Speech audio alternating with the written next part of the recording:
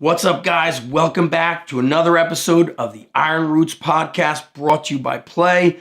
I'm your host, Zach Evanesh, and in today's episode, I'm going to be talking to you about a book that was written in 1996 that literally saved men and women around the country during a time when those hardcore mom and pop gyms were getting shut down. I'm talking about none other than the book Dinosaur Training, written by Brooks Kubick. This is Play's Iron Roots, A podcast dedicated to uncovering the strength legends, the training methods, and the stories around physical culture and iron history. I'm your host, Zach Evanesh. Grab yourself a protein shake, chalk up, and prepare to travel back in time through some of the most awe-inspiring stories of iron history. It's go time. Okay, guys, I'm super pumped for this episode because this book was a life changer for me. Now, I want to make sure you see the photos that I'm sharing in this episode and all the other episodes. So head on over to play.pro, Plae.pro, because the visual of these books and magazines and these old strength courses are just going to fire you up. You're going to want to go to the gym, and if the gym is closed, you're going to want to break into the gym. So this book, Dinosaur Training, was written in 1996. Unfortunately for me, I didn't come across this book probably until about 2002 or 2003. But I would have loved to have this book in the mid-90s, because here's what was going on in the mid-90s, guys. I was competing in bodybuilding in 94 and 95, and I was at what was considered a hardcore gym.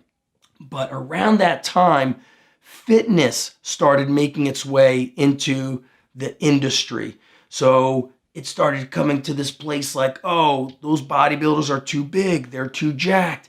Now all these fitness magazines were coming about, and the gym I actually trained at, the guy welded everything from the squat racks to the dumbbells that went up to 180 pounds to the benches. Anything that broke, the guy who was the owner would go to the back, put up a curtain, and you'd see him welding the dumbbells together or welding whatever he had to fix. But that gym started getting a downturn when the owner, I think, feared that fitness was taking over. So the brown and tan equipment now became white and baby blue. The chalk was no longer allowed. Work boots were no longer allowed. Dropping weights was no longer allowed.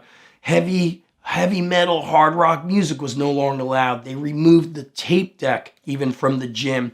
And before you knew it, all those hardcore lifters disappeared. And I remember asking myself at age 19, what happened to those guys? Where did they go? My hope is that they came across this book, Dinosaur Training, and they became what was called cellar dwellers or garage gym lifters. Guys that basically created their own world of training like dinosaurs. Now, I want to read you an excerpt from this book, Dinosaur Training, from Brooks Kubick, and you're going to get the feel that it was a lot of an us versus them. It was who wanted to train to be a badass and to train to be strong versus who wanted to just get a nice pump up those light weights and read the newspaper in between sets. Listen to this, guys. Dare to join us. Dinosaurs do not fit into the world of modern weight training.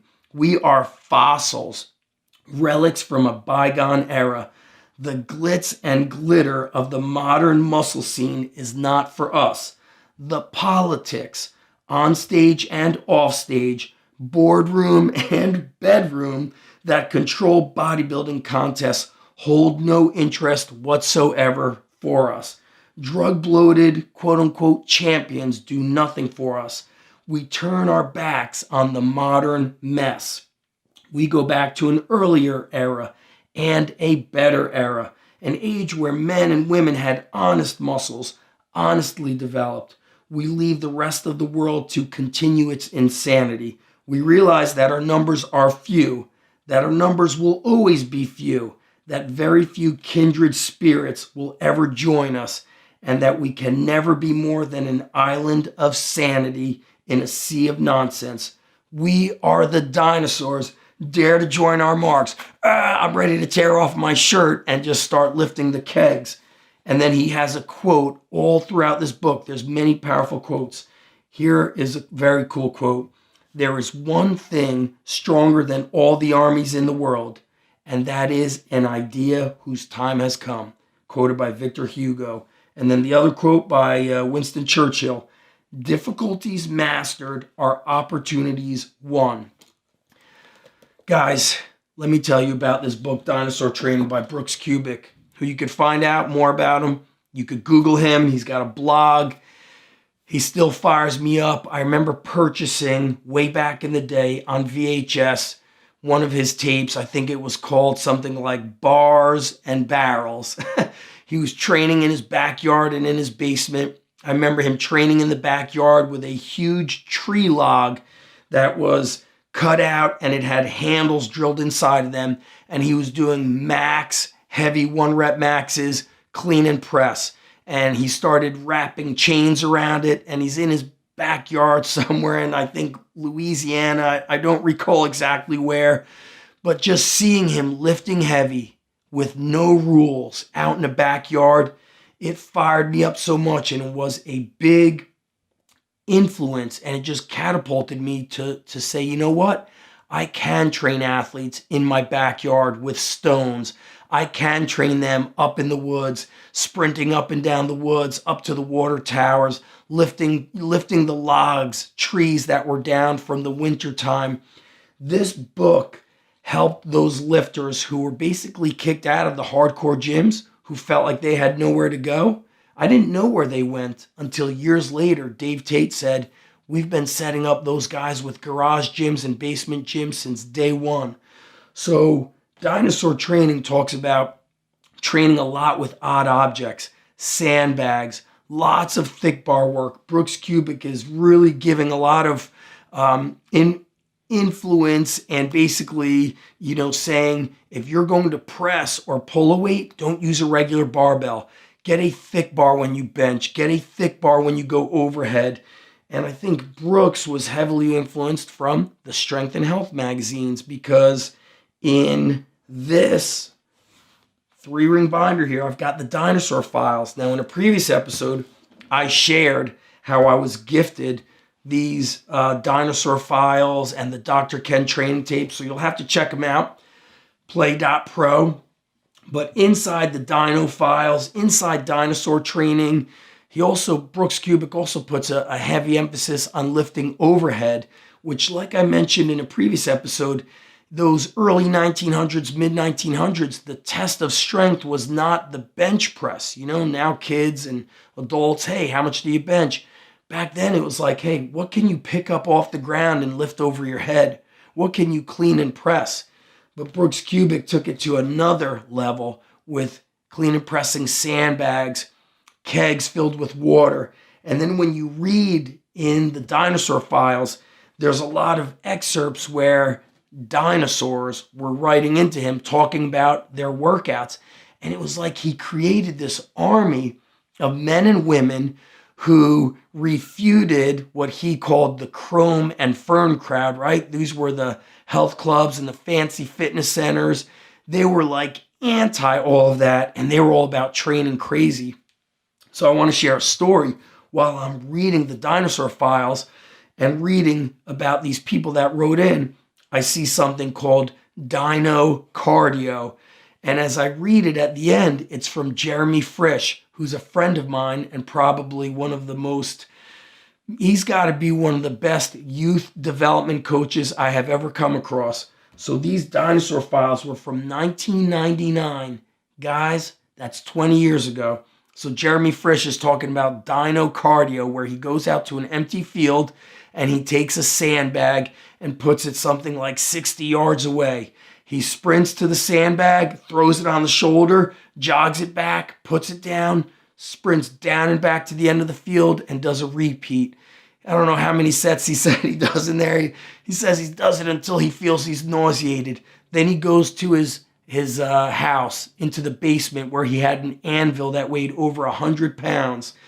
And he would deadlift the anvil in the crook of his arms like a Zercher deadlift and go up and down the stairs Where did he get that idea from? Well, Dr. Ken was writing articles, guest articles for the Dinosaur Files.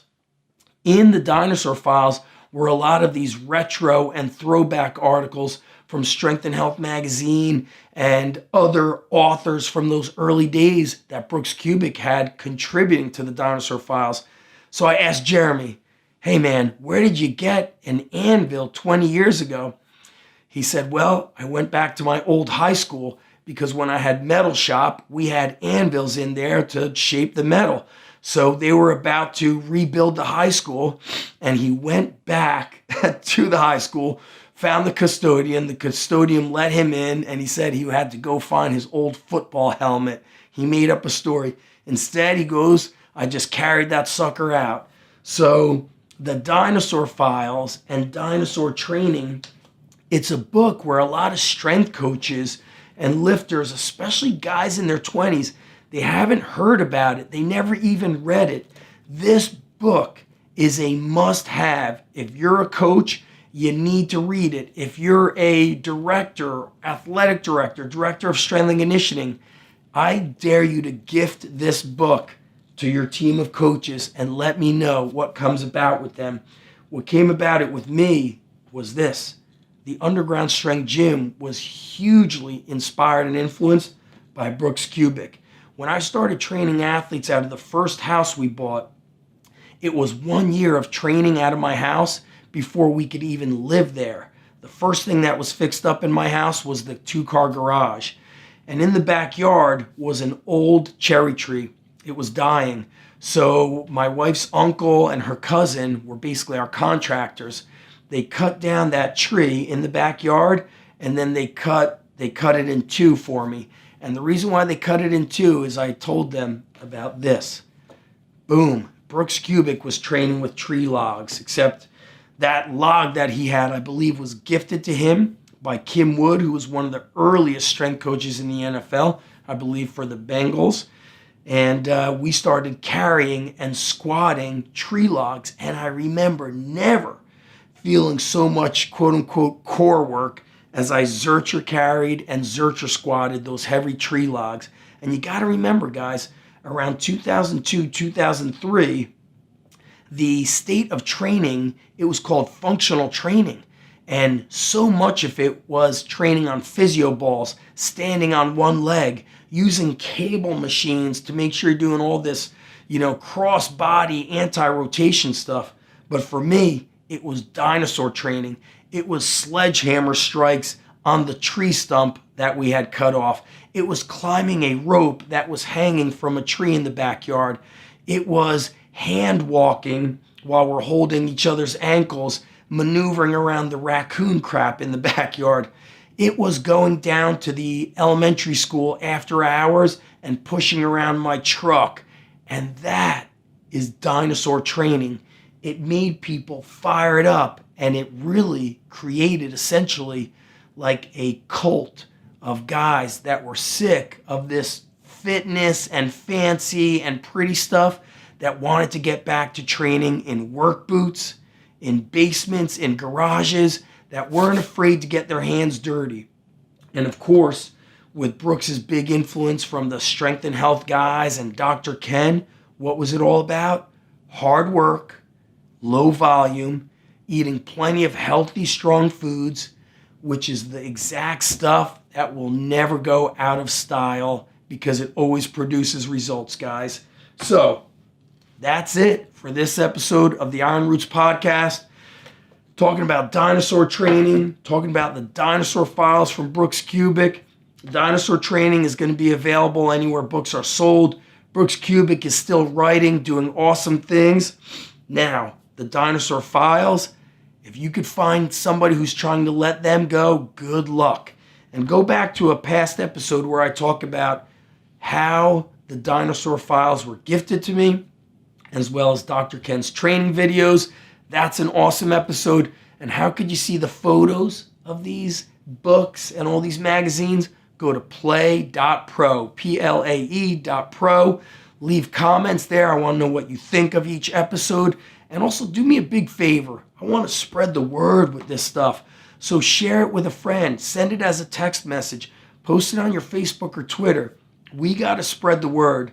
The same way that Brooks Kubick spread the word with dinosaur training in the mid-90s, I want to spread the word of the Iron Roots podcast because it's going to fire people up and make people stronger. Again, guys, check us out at play.pro. I'm your host, Zach Evanesh. I love doing this show. Thank you for listening. Thank you for watching, and we'll see you next time.